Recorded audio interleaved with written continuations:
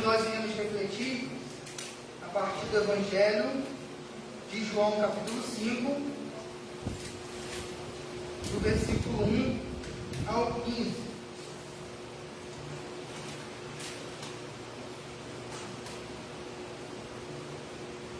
João, capítulo 5, do versículo 1 ao 15.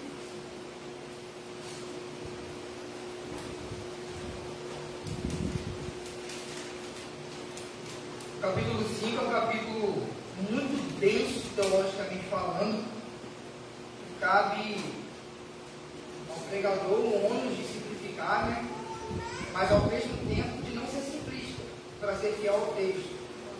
Os versículos 1 ao 15 são os mais simples, mas a partir do versículo 16, em outros domingos nós vamos ver, e vamos perceber o quão profundo é este capítulo. João 5, do 1 ao 15, a versão que eu estou lendo está sendo transmitida no Data Show, para os irmãos poderem acompanhar. A palavra de Deus diz assim: depois disso, Jesus voltou a Jerusalém para uma das festas religiosas dos judeus. Dentro da cidade, junto à porta das ovelhas, ficava o tanque de Betesda, com 5 pátios cobertos. Ficavam ali cegos, mancos e paralíticos, uma multidão de enfermos, esperando o movimento da água, pois um anjo do Senhor descia de vez em quando e agitava a água. O primeiro que entrava no tanque após a água ser agitada era curado de qualquer enfermidade que tivesse. Um dos homens ali estava doente havia 38 anos. Quando Jesus o viu e soube que estava enfermo por tanto tempo, perguntou-lhe: você gostaria de ser curado? O homem respondeu: não consigo, Senhor, pois não tenho quem me coloque no tanque. Quando a água se agita, alguém sempre chega antes de mim. Jesus lhe disse: levante-se, pegue sua maca e ande. No mesmo instante, um homem ficou curado. Ele pegou sua maca e começou a andar. Uma vez que esse milagre aconteceu no sábado, os líderes judeus disseram ao homem que havia sido curado: hoje é sábado, a lei não permite que você carregue essa maca. Mas ele respondeu: o homem que me curou disse: pegue sua maca e ande. Quem foi que lhe disse uma coisa dessas? Perguntaram eles. O homem não sabia, pois Jesus havia desaparecido no meio da multidão. Mais tarde, Jesus o encontrou no templo e lhe disse: agora você está curado. Deixe de pecar para que nada pior lhe aconteça. O homem foi até os líderes judeus e lhes disse que tinha sido Jesus quem o havia curado. Senhor, estamos aqui diante da Tua palavra, rogamos a Tua graça para a compreensão e prática da Tua vontade. Em nome de Jesus. Amém.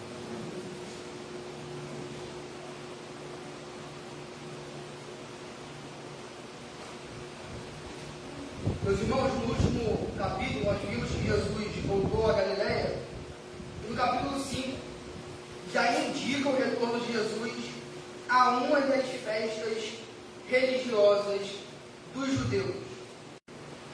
No Levítico, capítulo 23,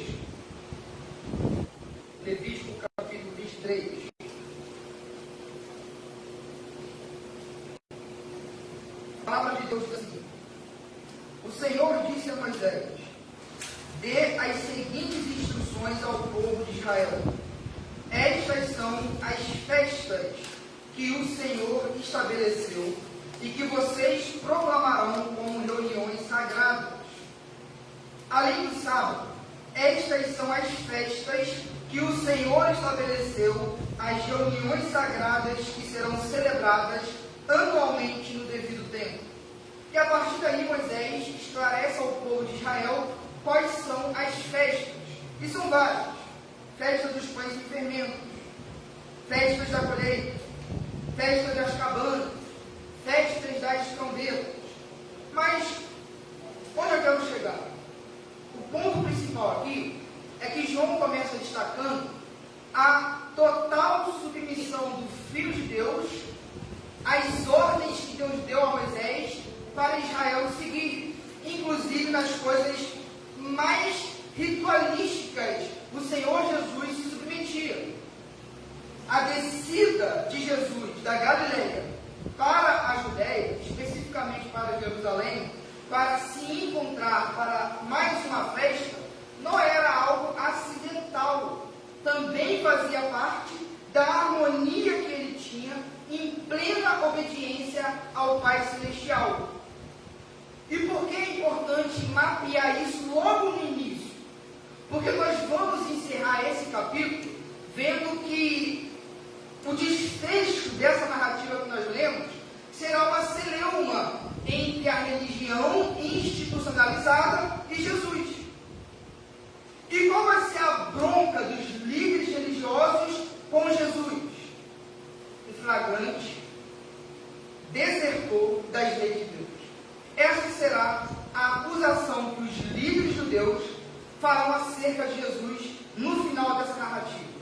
Mas João começa a narrativa falando que Jesus é totalmente obediente, inclusive às festas que Deus tinha estabelecido para o seu povo.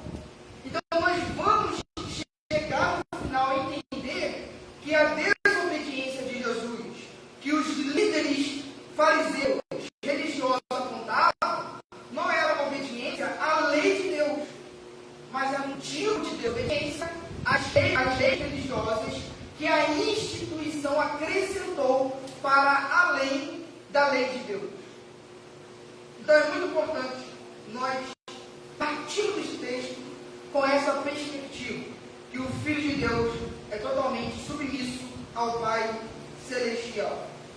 E aí, do versículo 1 ao 2, diz assim: depois disso, Jesus voltou a Jerusalém para uma das festas religiosas dos judeus.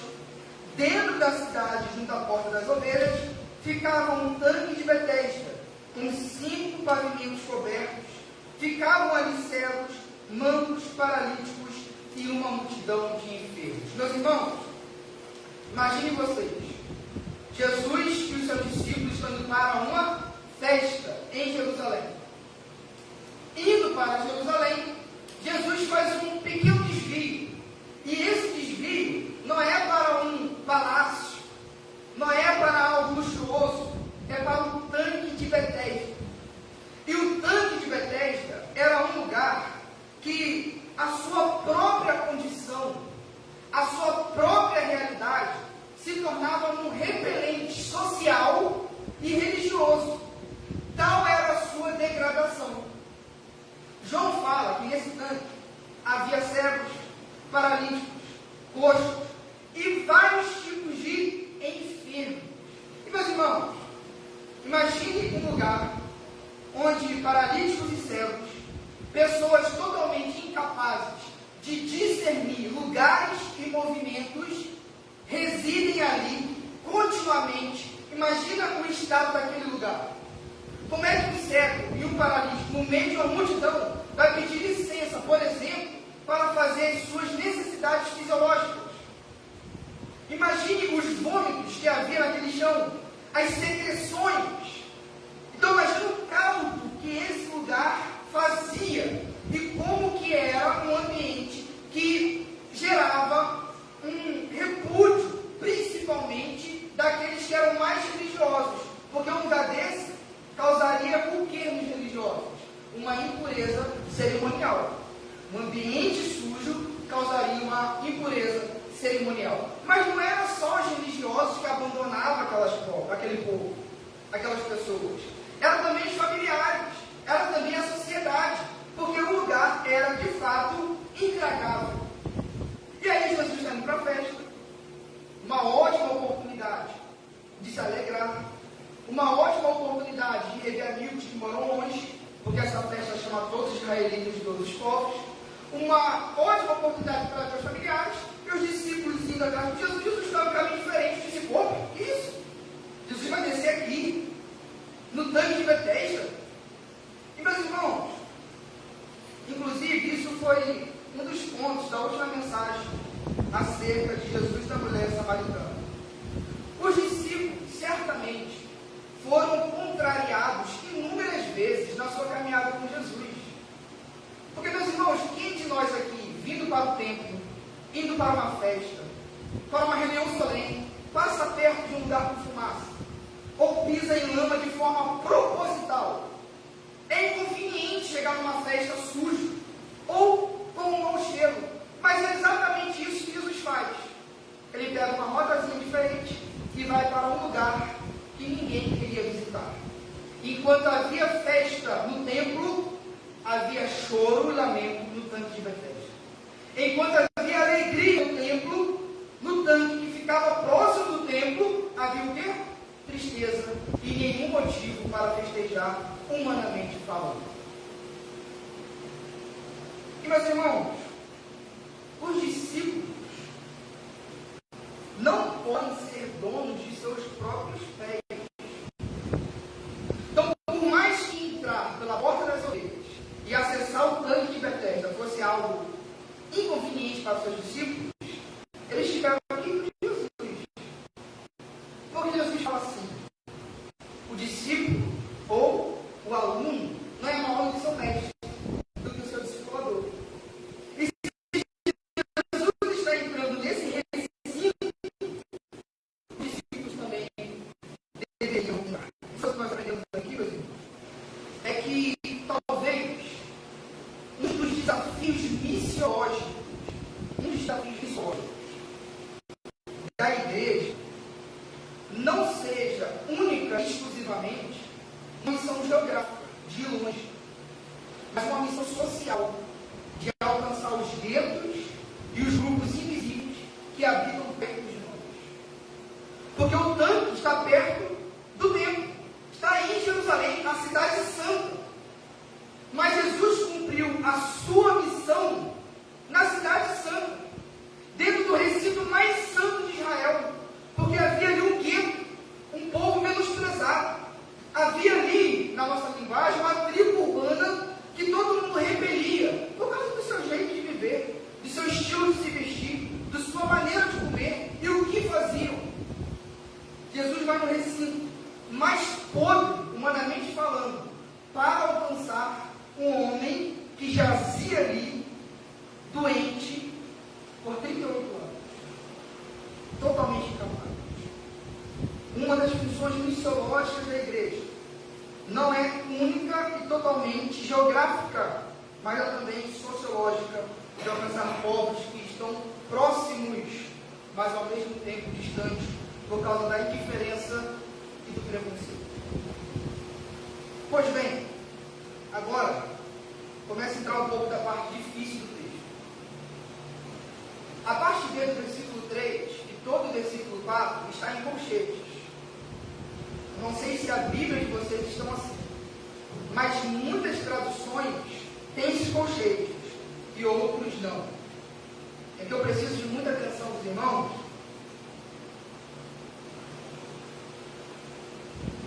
Por dois motivos: pela complexidade do assunto, os irmãos depois não me acusaram de heresia, tá bom? A parte B fala assim, está em colchetes, lá na tela, esperando o movimento da água. Quem esperava o movimento das águas? Os enfermos. Aquela multidão de doentes que ficava ali esperando o movimento das águas. E o versículo 4 fala assim: pois um anjo do Senhor descia de vez em quando e agitava a água. O primeiro que entrava no tanque após a água ser agitada era curado de qualquer enfermidade que tivesse. Meus irmãos, a Bíblia que nós temos hoje é o resultado de uma minúcia e complexa atividade de acadêmicos que estudam os manuscritos. Os manuscritos, que são os textos antigos que chegaram até nós. Antes da invenção da imprensa, como que os textos eram compilados e eram reproduzidos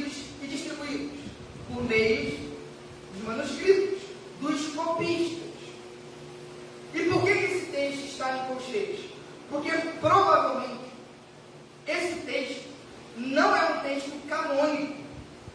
Não é um texto inspirado, ou seja, não foi o apóstolo João que escreveu essas partes do texto que estão em colchetes. O nome dessa disciplina nós chamamos de crítica textual. Isso acontece pouquíssimas vezes na Bíblia. Todas as vezes que você lê a Bíblia e tiver um colchetes, é porque há dúvidas sobre a autenticidade daquele texto. Se é ou não inspirado, se é ou não canônico. E onde eu quero chegar? Na produção dos manuscritos, alguns copistas inseriram isso aqui como um comentário. Não foi João que escreveu, mas os copistas acrescentaram essa informação para dizer o motivo pelo qual havia uma multidão no tanque de Betesda. O texto de João falava assim: havia uma multidão no tanque de Betesda. Só isso. O copista, provavelmente de 4 a 5 séculos, quando começou a surgir o primeiro manuscrito apontando para isso, achou necessário explicar para os leitores por que João disse que havia uma multidão no tanque de Betesda. Então, esse texto é uma inserção tardia no texto de João para explicar o motivo porque muitos doentes ficavam lá no tanque de Betesda. Entenderam? Então, isso aqui é um comentário. Simples assim. É um comentário de um copista para dizer por que uma multidão de enfermos ficava no tanque de Betesda. Meus irmãos, não se preocupem. A Bíblia é muito sólida. Basicamente, 99,5% de todo o manuscrito tem pureza em detalhe e é rico. Existe mais de 5.500 manuscritos do Novo Testamento. É muito volumoso. Há um conceito probatório íntegro e fiel das Escrituras. Que os copistas e que os manuscritos chegaram até nós, de fato, foram fiéis e nós chegamos hoje no texto bíblico. A questão é que nós temos a tradução de cópias e não do texto original, porque os textos originais se perderam. Não há um texto que você pega o manuscrito e fala assim: isso foi João que escreveu. Nós não temos. Nós temos manuscritos do segundo século e todos eles já estavam mortos, os apóstolos já nesse tempo. Pois bem, por que eu estou explicando isso? Porque é importante nós entendermos que a esperança que movia muitos dos enfermos para ficarem no tanque de Betesda era uma esperança pagã, ou era uma esperança vã. Havia-se uma lenda no seio do centro religioso de Israel, havia-se uma lenda paralela ao Deus de Israel, que dizia que via um anjo que movia a água e o primeiro que entrasse seria curado. Olha que coisa esquisita. No olho, bem no centro da religião mais ferrenha, inclusive os livros aqui vão atacar Jesus porque ele curou no sábado, havia uma fiscalização imensa, mas também, pertinho do templo, havia uma lenda pagã e vã, gerando esperanças vãs e crenças que não eram verdadeiras naquela multidão. A questão é a seguinte: será que isso aqui é uma realidade somente de Israel do primeiro século? Será que não é possível que a igreja também alimente uma teologia bíblica, pelo menos parcial, e um pouquinho também de lenda, de superstições, de fantasias que não sejam cristãs? Dá exemplo. Espero não mexer com ninguém. Mas é possível que você faça o seu devocional de manhã e depois pega a revista para ver o horóscopo. É possível. É possível que eu fale: eu sou filho de Deus, mas eu também sou de escorpião. Não mexe comigo, não. É ou não é possível? Então observe, quando a gente lê a Bíblia, nossa, como é isso possível? Mas a gente também pratica os mesmos erros.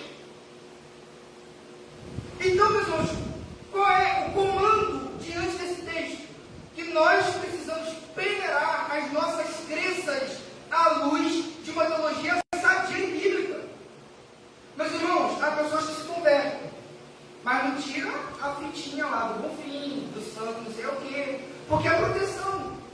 Às vezes, eu vou fazer alguma coisa, ou estou com a Catarina, e a pessoa fala, nossa, que coisa bonitinha, Deus bença, né? É cultural isso. Não estou falando que todo mundo fala com a carga de religiosidade. Mas tem gente, crente, eu conheço, fala assim, meu filho, deixa de ver isso não, por Jesus vai te pegar.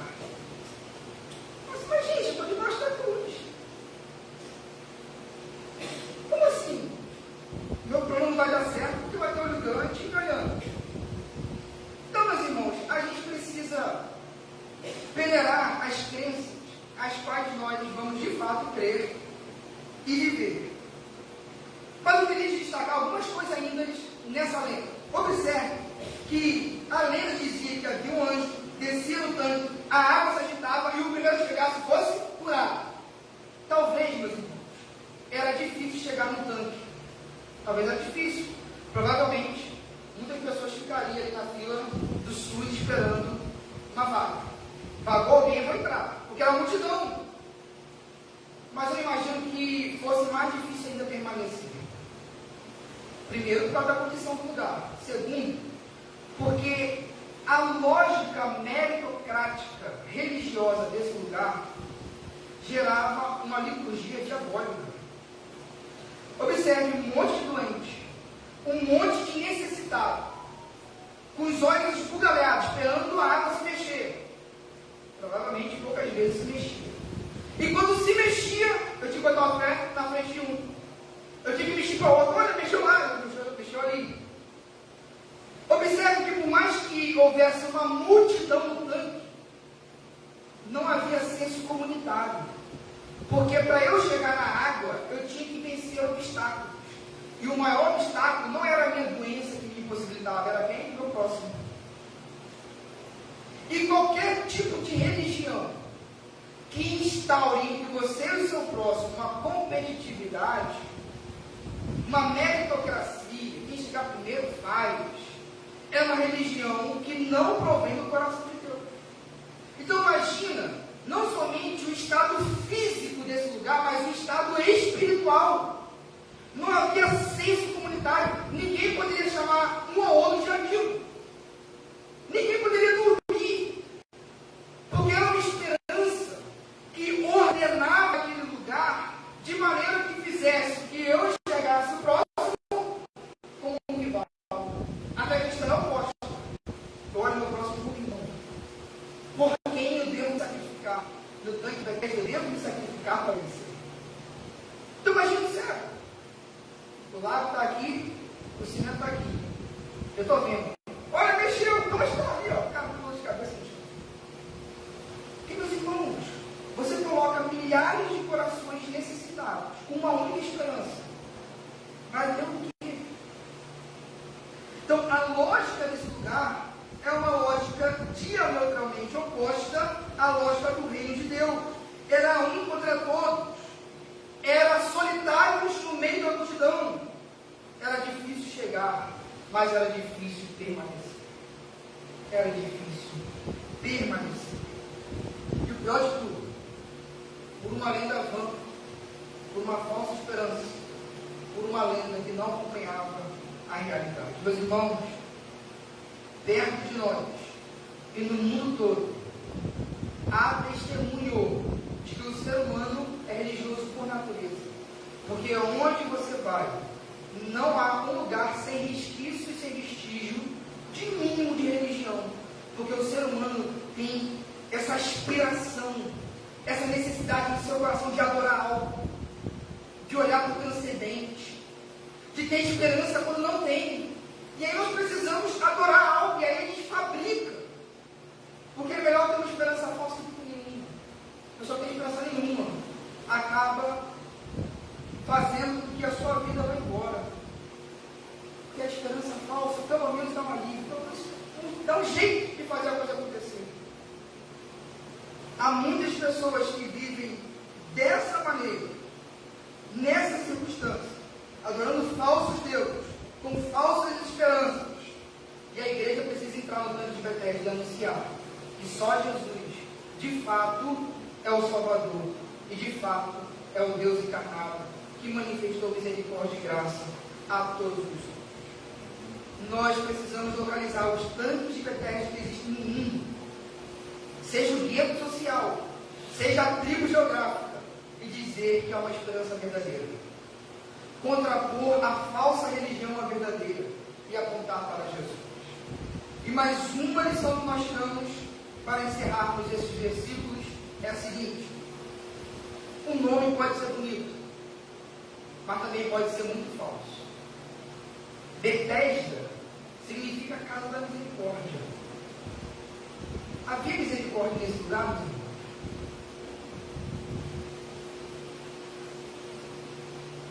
A placa pode ser chamativa.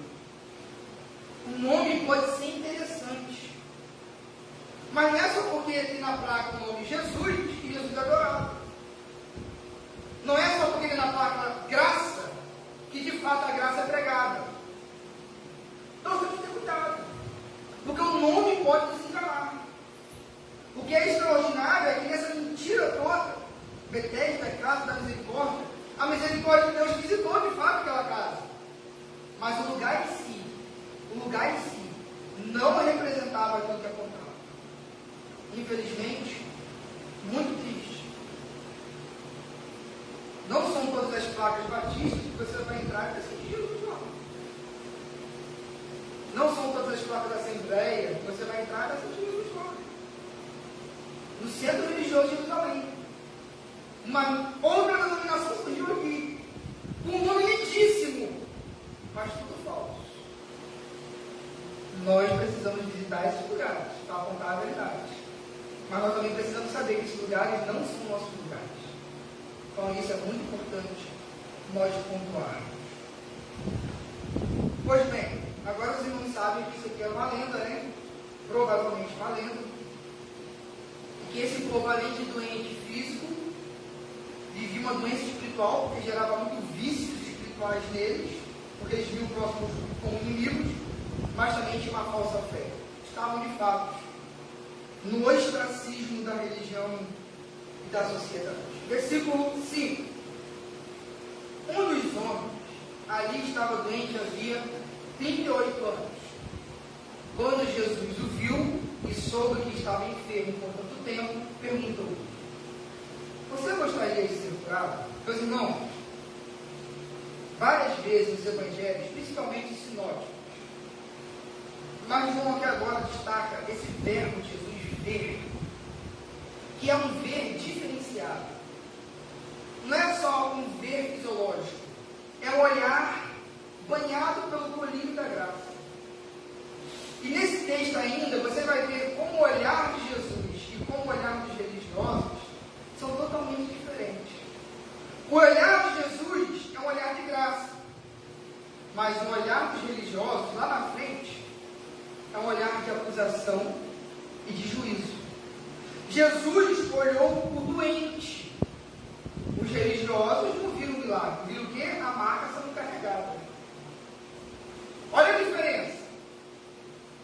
Então Jesus nos ensina que nós, como cristãos e seus discípulos, precisamos ter um olhar sensível às carências e às necessidades físicas e espirituais do próximo. Aqui nós vemos, com o olhar da graça, nós nos tornamos o quê? Responsáveis.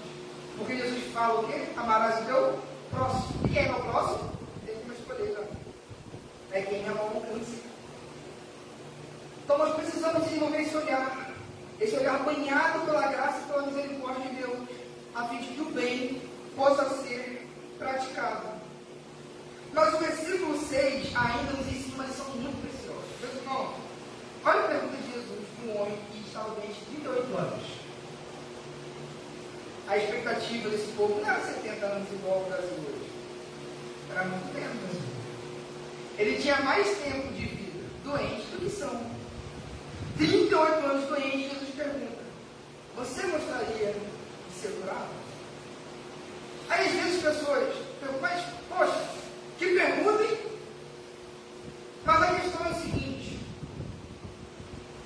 Jesus primeiro se aproximou fisicamente, agora vai se aproximar psicologicamente.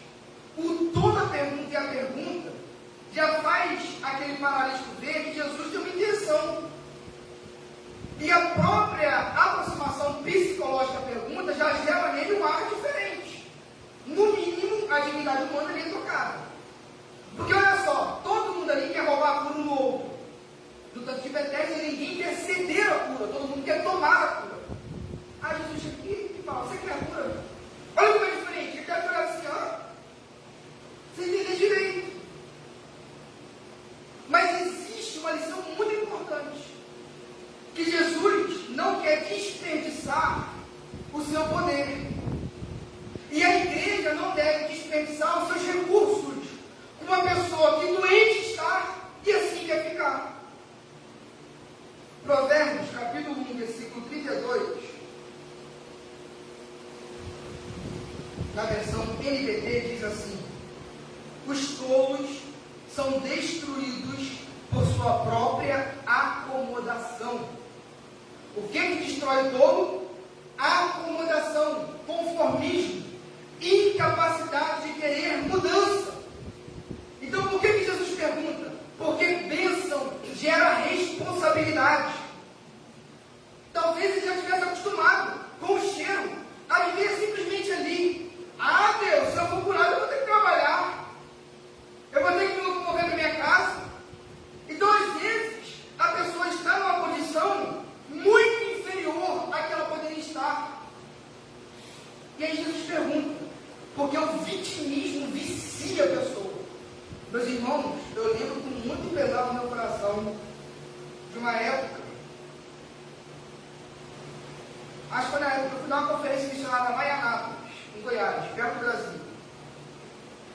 E um dia eu fui no comércio e uma mulher muito magra, seca, nítida, que era usuária de droga, chegou perto de mim e falou assim, dentro do comércio, eu estava saindo da caixa e falei, não, ela falou comigo assim, ô meu filho, ajuda?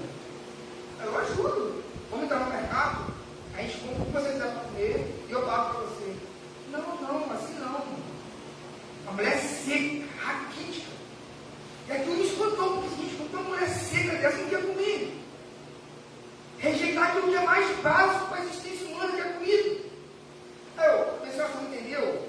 Você vai pegar, eu vou pagar. A gente entra, você pega salgado, pega macarrão, sei lá, e eu pago. Ela olhou para mim, só você bem sincero com o Senhor. Não quero comida, não quero dinheiro. Ela quis dizer o quê? Eu quero fumar. Eu quero alimentar o meu vício. Ou seja, a pessoa aceitou aquela condição, não tem o que fazer. Nesse instante é importante que eu retenha o curso e não invista, porque eu estou alimentando um espírito de obesidade, não física, mas aquela obesidade de preguiça espiritual, que a pessoa não quer se locomover. Então a pessoa tem a preguiça espiritual, ela estava sequinha fisicamente, mas o coração estava ali, totalmente esparramada na gordura do pecado. Meus irmãos, é necessário nós discernirmos o comando de ajudar o próximo, mas também nesse quesito, nessa questão de examinarmos o próximo que iremos ajudar. Isso não é falta de amor. Então Jesus pergunta a ele, você gostaria de ser curado? E a resposta desse comando do ele, versículo 7, diz assim, o homem respondeu, não consigo, não eu não quero, não consigo, pois não tenho quem me coloque no tanque quando a água se agita. Alguém sempre chega antes de mim. Observe que esse paralítico tem movimentos em direção ao tanque, mas ele sempre ultrapassado, por óbvio. Ele é um paralítico. É muito diferente uma pessoa com um espírito de vitimismo de uma pessoa impossibilitada. E aí cabe a igreja discernir. É aí que chega o discernimento da igreja em poder operar com os recursos que estão em nossas mãos. Esse homem era um impossibilitado, não era um conformado. É muito diferente. E diante da impossibilidade de uma pessoa que quer e tenta, mas não consegue, a igreja entra com misericórdia e estende a sua mão para que possa, de alguma maneira, colaborar para que aquela pessoa saia daquela situação. No versículo 8, Jesus opera um milagre. Levante-se, pegue a sua maca e ande. Um homem que era ultrapassado por todos, um homem que não vencia nada, um homem que era impossibilitado, o último se tornou o primeiro. Assim se cumpre aquilo que Jesus falou em Mateus 20, versículo 16. O último será o primeiro. Na lógica de Betesda, o primeiro é curado. Na lógica da graça, o último foi curado. Tudo é invertido. E quem é o último aqui na igreja? Somos todos nós. Porque ninguém aqui contabiliza mérito diante do Cordeiro de Deus. Ninguém aqui chega primeiro, porque nós somos capazes. Todos nós, como esse paralítico, fomos alcançados, porque Jesus deu a nossa vida. Um pregador disse que aqui não foi o doente que buscou a cura, foi a cura que buscou o doente. Nós fazemos parte desses paralíticos que não conseguimos por força própria ser curados, mas que fomos alcançados pela graça de Deus. Meus irmãos, isso aqui é chocante. Talvez a pessoa que mais tinha capacidade de lutar e falou: posso saber, sou eu que vou. Olhou esse paralítico: poxa, logo ele. Jesus contou uma parábola. Ele chamou uma pessoa para trabalhar o dia todo e combinou um valor. Chamou uma outra pessoa para trabalhar metade do dia e combinou um valor. Chegou a pessoa que trabalhou um terço do dia e deu o mesmo valor. A pessoa que trabalhou o dia todo chegou para Jesus e falou assim: isso não é legal não, isso é injusto. Eu trabalhei aqui o dia todo. E aquele que trabalhou um terço vai receber o mesmo valor que eu? Aí Jesus fala assim: meu querido, você está me julgando porque eu sou bom? Mas o reino de Deus é isso, meus irmãos. Se você está aqui 60 anos usufruindo do Evangelho, você é bem-aventurado. Porque você tem usufruído grandes coisas. Mas se você chegou aqui respirando sem ser salvo e der o último fôlego crendo, você vai receber dessa mesma pessoa que viveu 60 anos. Porque a salvação é do último. A salvação é pela graça. É graça que nos alcança. Não somos nós que alcançamos ele. Amém, meus irmãos? Versículo 9. Começa a grande discussão da narração do versículo 15. No mesmo instante, o homem ficou curado. Ele pegou sua maca e começou a andar. Uma vez que esse milagre aconteceu no sábado, infelicidade de Jesus, né? Mas não era tudo proposital. Os líderes judeus disseram ao homem que havia sido curado: hoje é sábado, a lei não permite que você carregue essa maca. Meus irmãos, Jesus olhou a pessoa curada. Os religiosos olharam o quê? A maca. Gente, o homem 38 anos inválido, paralítico. O milagre acontece. E a pessoa não tem capacidade de olhar isso. Olha a maca. A maca provavelmente de palha poderia ser dobrada. Ele dobrou, enrolou e carregou. E os fariseus olham isso. É uma coisa absurda, mas observe. Por isso que Jesus fala que se seus olhos forem bons, todos os povos vão ser bons, mas se for mal, todos os povos serão mal. Com que olhar nós temos olhado? Quais são os valores, as lentes pelas quais nós julgamos a realidade como certa? Jesus tinha olhar de graça. Os religiosos tinham olhar do legalismo, do moralismo vazio e rígido, que só matava. E, meus irmãos, aqui nós precisamos entender por que os líderes ficaram tão ofendidos. Primeiro, Jesus quebrou o sábado? Essa pergunta é importantíssima. E aqui o Paulo começa a ficar um pouco mais grosso de novo. Porque o sábado era um sinal visível do pacto de Deus com Israel, com a etnia hebreu. Por isso que nós não guardamos o sábado. O sábado era uma aliança, aliás, o sábado refletia a aliança que Deus fez com o povo de Israel e ele. Aquele fato de semanalmente Israel todo parar de descansar, simbolizava para todos os povos que Israel tinha um Deus. Porque todo mundo parava de descansar e adorava. Agora todo mundo para. Não tem trabalho? Como assim? E aí, esse sinal visível, junto com a circuncisão e as leis dietéticas, era aquilo que caracterizava Israel de todos os demais povos, visivelmente falando. Então, o sábado era um sinal de descanso, porque Deus tirou Israel do Egito, que trabalhava muito sem descanso, e aí logo depois Deus tirou para adorar. O dia de adoração se tornou um dia sagrado, e foi o sábado para Israel. Jesus criou o sábado, aliás, quebrou o sábado. Nós vimos no início do capítulo que Jesus tinha um espírito totalmente desobediente. Então é óbvio que Jesus não quebrou o sábado. O que Jesus aqui então está quebrando e confrontando? A tradição extra dos religiosos.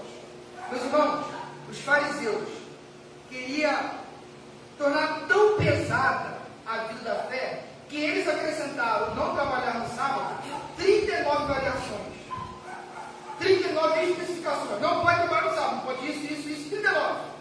Versículos de quem? Versículos de Fariseus, capítulo 1, versículo 1, 2, 3, até 39. E o último é o quê? Não poderás carregar nada pesado de uma casa para outra. E o que Jesus manda o homem fazer? Levanta e carrega sua maca no sábado. O que acontece aqui? Acontece que Jesus, ele está em obediência a Deus, quebrando a tradição humana.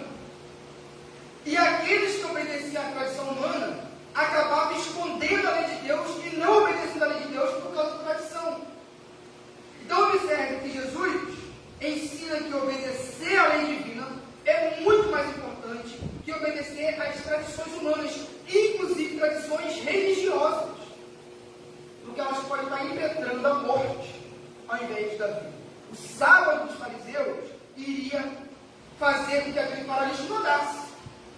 Mas o sábado de Jesus, que é o verdadeiro sábado, e por isso nós o guardamos, porque em Jesus nós temos o nosso descanso. O sábado de Jesus dá vida. O sábado dos fariseus matavam. Em Mateus 23, Jesus vai acusar os fariseus. Mateus 23, versículo 4, fala assim: vocês tornam as exigências insuportáveis e não ajuda ninguém a cumpri-las. Mateus 23, versículo 4. Vocês tornam a adoração a Deus algo insuportável. Meu irmão, quem aqui nunca entrou na igreja e fala não pode?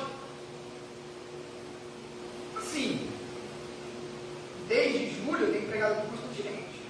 Antes disso, comecei a pregar um pouquinho mais, mas antes disso eu pregava tanto, o pastor Rafael. Mas desde quando eu tenho pregado aqui, o pastor Rafael também, nunca vi um sermão de pode ou não pode. Alguém já viu? A gente fala evangelho. Pode ou não pode? Tem algumas coisas que podem ser apontadas, sem problema. Mas se o público é sempre pode ou não pode, eu já estou pregando coisa extra-bíblica. Eu li no livro, relato de um pastor muito rígido, de décadas atrás, que a filha dele, o pastor, aparou com uma cruz de cabelo. Esse homem bateu tanto na adolescente, a jovem, que essa mulher, apavorada com as filhas do pai, pegou algo, tocou seu corpo e se matou. Isso é um relato histórico, não estou inventando. Quem que matou essa menina? Tradição humana. E meus irmãos, nós temos que ter muito cuidado para que a gente não esteja lutando pela tradição humana, ao invés de lutar pela lei de Deus. Isso pode acontecer, porque no convívio com as liturgias, com maneira de ser, a gente pode começar a inventar algo aqui, algo ali, e dar mais foco nisso do que na lei de Deus.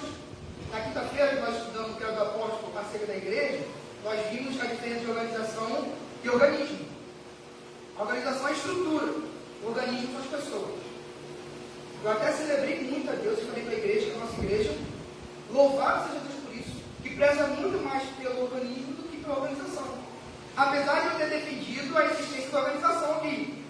Mas quando a organização espaço em detrimento do organismo que é a igreja viva, a coisa sufoca, a coisa mata, há exclusão desnecessária, há julgamento, há fogo. Então esse povo aqui não tinha graça nenhuma em seus olhos, não viu a alegria daquele homem que foi curado, viu simplesmente a marca. Sabe, uma dos sintomas de uma pessoa que é muito religiosa, ele é incapaz de se alegrar. É incapaz de se alegrar. Você sempre tem uma coisa sendo quebrada. Ah, pastor, passou 5 minutos. Sempre tem algo sendo quebrado. Ih, a pessoa tem minutos, não, porque está muito boa, não, porque. Está vendo? Às vezes, a pessoa cai nesse mecanismo. E esse povo vai querer matar Jesus e está ajudando o homem por coisa que eles inventaram que nem deveria existir. Coisa que nem deveria existir. 39 variações que eles formularam e julgaram esse homem por causa disso. Meus irmãos, vamos caminhar para o final? Versículo 11 ao 15. Vamos ler tudo. E aí nós vamos falar alguns pontos brevemente. Mas ele respondeu, o homem respondeu aos líderes. O homem que me curou disse: pegue sua maca e ande. Talvez esse homem não conhecia muito da lei, mas quando Jesus curou no sábado, rapaz, isso é muita autoridade. Se ele falou, eu vou fazer. Então, uma dica: entre a palavra de Jesus e a tradição humana, fique com a palavra de Jesus, mesmo que isso te custa algo como custou para esse homem. Versículo 12: quem foi que lhe disse uma coisa dessas? Perguntaram eles. O homem não sabia, pois Jesus havia desaparecido no meio da multidão. Mais tarde, Jesus o encontrou no templo e lhe disse: agora você está curado. Deixe de pecar para que nada pior aconteça. O homem foi até os líderes judeus e lhes disse que tinha sido Jesus quem o havia curado. Observe que esse homem foi curado e foi para o templo. Excelente testemunho. Foi curado, procurou se reunir, a ter comunhão. E nessa comunhão ele encontrou Jesus e Jesus falou: olha, cuidado, para que algo pior não lhe aconteça se você vier pecar de novo. Tudo indica que com essas palavras de Jesus, esse homem ficou paralítico por causa do pecado. Olha o que Jesus falou: agora você está curado. Deixe de pecar para que nada pior lhe aconteça. Ou seja, aquilo que ele viveu antes foi consequência do pecado. O pecado sempre tira mais do que dá. O pecado ele é destruidor, inclusive fisicamente. Meus irmãos, eu sei que tem uma teologia doida aí da prosperidade, de justiça retributiva, que quer calcular o seu pecado. Você ficou com febre, olha, talvez você não diz, né? Olha, você ficou doente, talvez você está escondendo impureza no seu coração. Isso está errado. Mas também há doenças que são frutos do pecado direto. Nós não podemos ficar em nenhum e nem outro extremo. Há muitos aidéticos que não seriam aidéticos se fossem castos. Há muitas pessoas com cirrose que não teriam cirrose se fossem sóbrios. Há muitas pessoas que estão doentes no leito do hospital porque viveram uma vida deliberadamente imoral. Então há uma conexão sim entre o pecado e a doença em algumas vezes. E Jesus curou ele fisicamente, mas também queria alcançar o seu coração. Olha, deixe de pecar. Veja que o Deus da graça é o Deus da santidade. Então essa graça full, totalmente livre. Deus me curou, agora estou livre para fazer o que quiser. Não é assim. Dona Rosa, que foi a grande pregadora, abriu uma igreja lá em São Paulo. Eu a passei em frente à igreja daquela apóstola, e ela falou que pode ir todo mundo. Ela é usada como mulher, elas são as pastoras da igreja e está tudo liberado. Porque é da graça. Mas a graça verdadeira produz santidade, produz temor. O mesmo Jesus que não repudiou a adúltera em João capítulo 8, um pecado gravíssimo em Israel, na nossa sociedade também, né? Apesar de estar sendo relativizado, na igreja é gravíssimo. Jesus falou: mulher, eu não te condeno, ninguém te condena, eu não te condeno, mas vai não, pegue os pais. Então não é uma graça imoral, é uma graça que transforma, que liberta a gente do pecado, que chama a gente para a responsabilidade moral. Para encerrarmos, meus irmãos, quero concluir dizendo que esse texto aqui, o homem apontou Jesus para os líderes, não tem como dizer se foi para falar, olha, aquele homem ali merece crédito, ou foi ele que foi ingratidão, não tem como dizer. Mas João quer terminar esse texto assim. Aliás, a gente dividiu o texto assim, João terminou o texto que a gente leu, né? Estou falando. A gente tem esse texto assim, porque João quer dizer que a identidade de Jesus vai ser apontada, e a identidade de Jesus vai ser o que agora? Vilipendiada pela instituição. A região oficial vai começar a perseguir Jesus a partir de agora. Nós vamos ver, de acordo com João, que vai começar agora várias oposições da religião oficial. Antes tinha os burburinhos, mas agora a instituição vai contra Jesus. Eu quero terminar nos alertando dos perigos que nós, enquanto instituições, podemos causar em relação à nossa vida cristã, em relação a Jesus. 4 maneiras que a instituição pode lutar contra Jesus, contra o Senhor da igreja. Por isso, é sempre importante nós olharmos no nosso coração para nós caminhos. Nós, cristãos da nossa igreja, viva algum grau disso, mas é sempre o risco. É sempre o risco de ficar saúde ficar doente. É sempre o risco uma instituição se corromper por 4 motivos. Primeiro, tradicionalismo, como a gente já viu, e nem vou tanto me adentrar. A gente vê isso na igreja, por exemplo, romana. A tradição, como tem peso, e a maneira como eles vivem de acordo com o peso da tradição, luta contra o Senhor da igreja. Uma coisa que pode desvirtuar a instituição Batista no Baixo Grande, ou qualquer igreja: tradicionalismo. Vamos falar um monte de tradicionalismo. Segundo, misticismo. Misticismo tem excluído muita igreja. A pessoa vai e não quer se arrepender dos seus pecados, mas quer ter um óleo ungido para resolver todos os problemas. O cara bate na mulher salvadora, aí quer uma oração com a mão, que vai ser curado se ele me tocar. E aí eu vou ser um bom marido. Entende? Isso acontece. Esses dias eu estava num lugar aí, vou falar. E aí eu vi que o rapaz chegou, teve uma experiência com o Senhor, graças a Deus, mas às vezes a experiência de entendimento também gera algumas coisas que precisam ser consertadas. No primeiro dia após a conversão dele, ele pegou um óleo de vários objetos dele. Não, porque óleo aqui. Como se aquilo fosse resolver alguma coisa. Meus irmãos, a unção já está em você. O Espírito já está em você. Você está debaixo da cruz. É o suficiente. Não é o lugar que é santo profano. É você que é salvo ou você que é ímpio. Ou você é a habitação do Espírito Santo, ou não é. Não é o banquinho que vai ser a habitação do Espírito Santo, que você estava sentindo um choque diferente. Resolveu. Não é. Não use o seu sofá, use a sua vida, a sua mente com a palavra de Deus. Então, o misticismo é um problema. A gente vê muito isso. Pessoas que têm tudo na igreja. Anjo voando, mas tem Jesus. Misticismo. Primeiro, tradicionalismo. Segundo, misticismo. Terceiro, racionalismo. Quando tudo que é sobrenatural é descartado. Não, Jesus não nasceu da virgem. Isso foi uma lenda dos judeus. Não, Jesus não pode curar. Enfim, é um racionalismo crônico.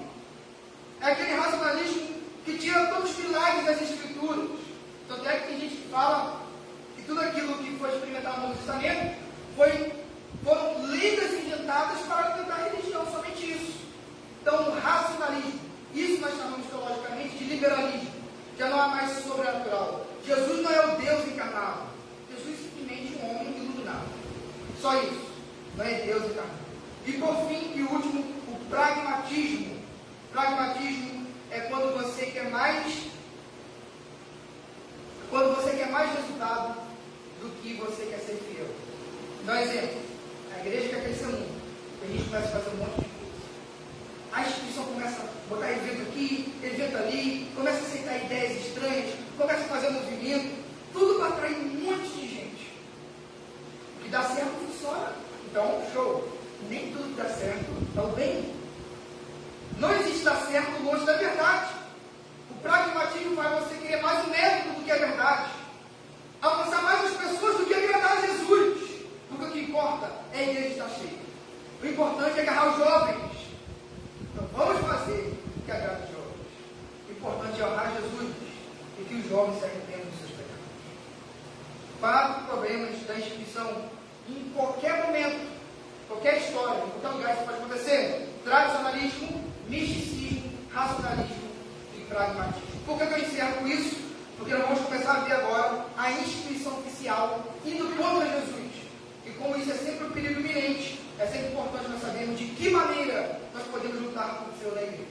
Então que Deus nos guarde disso e preserve o nosso coração. Amém, meus irmãos? Deus seja louvado por sua palavra. Nós vamos estudar. Pode passar aí, por favor?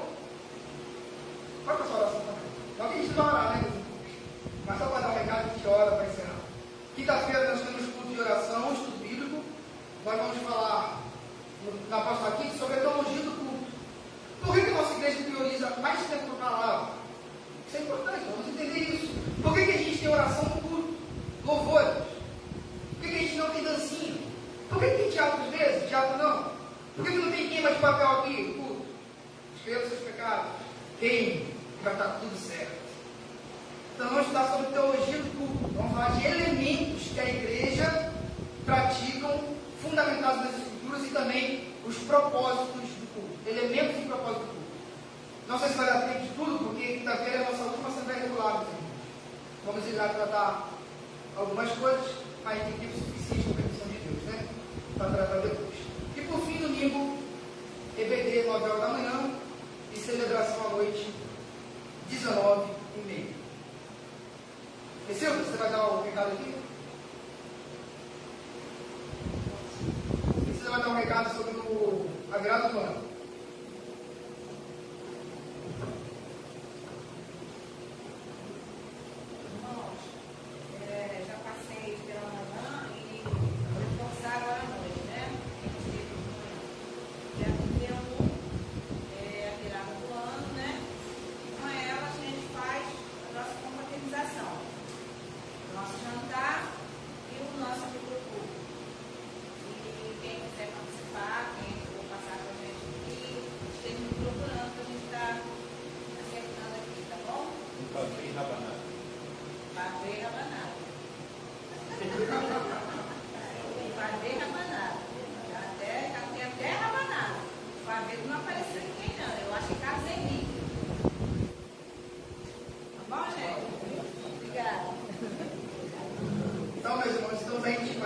A passar a virada do ano juntos, será uma alegria muito grande, certamente.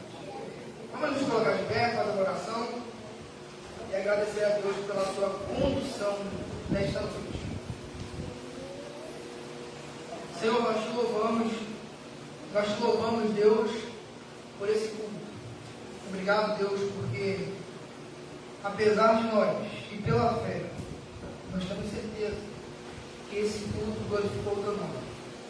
Por meio dos louvores, por meio das palavras de vida, das reflexões que nós fazemos, por meio da participação de cada irmão, de cada visitante. Nós te louvamos.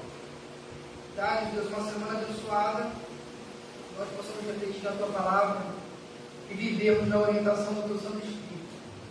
Derrama sobre nós fome e sede das Escrituras, fome e sede da comunhão com o Senhor. Esteja com cada um e cumpra em nós o teu querer, e que o teu reino venha sobre cada vida aqui presente. Que o amor de Deus, que a graça do nosso Senhor e Salvador Jesus Cristo, que o auxílio, a consolação do Espírito Santo seja com toda a igreja, reunida hoje, aqui, em todos os lugares do mundo, da terra, teu povo te adora, para sempre. Amém. Corações silenciosos, estamos encerrando o culto desta noite.